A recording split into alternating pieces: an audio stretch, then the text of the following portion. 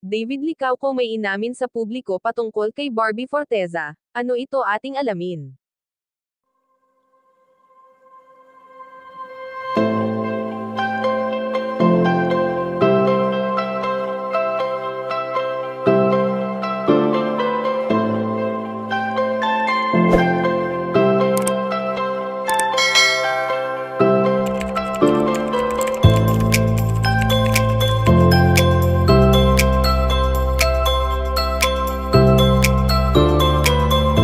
Hindi naman lingid sa ating kaalaman na muli nang nagbabalik sa pagbibigay saya ang tambalang barda na pinagsamang pangalan nina Barbie Forteza at David Licauco.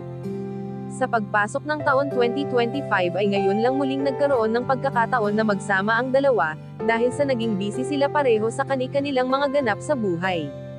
Matatandaan na marami sa mga Barda supporters ang nagnanais na muling magkaroon ng teleserye ang Barda na talagang kinakikiligan ng maraming netizens lalo na sa tuwing nagtatama ang kanilang mga mata.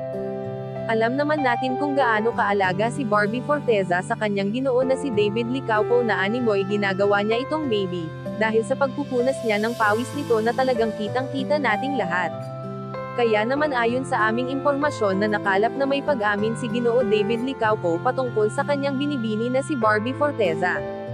Matapang na isinapubliko ng binata na grabe di umano magmahal ang nag-iisang Barbie Forteza na talagang ramdam na ramdam niya ito sa lahat ng pagkakataon na sila ay magkasama simula noon magpasa hanggang ngayon.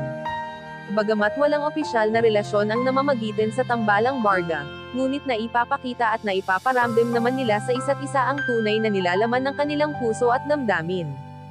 Kayo mga kachika, anong masasabi nyo dito? Please leave the comment and don't forget to subscribe.